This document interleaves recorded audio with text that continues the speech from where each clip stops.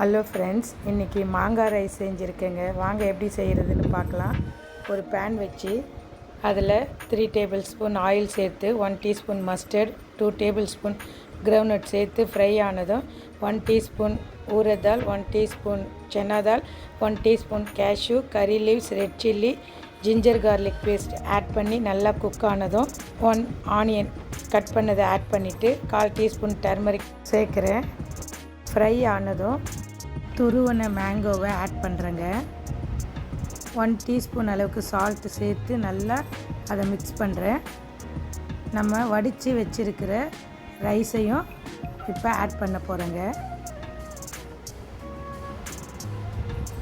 நல்லா ஒரு தடவை கலந்து விட்டு கொஞ்சமாக கட் பண்ண கோரியண்டர் லீவ்ஸ் சேர்த்து சுட சுட பரிமாற வேண்டியது தாங்க. மேங்கோ ரைஸ் ரெடிங்க. வாங்க சேர்ந்து சமைப்போம், சேர்ந்து ருசிப்போம்.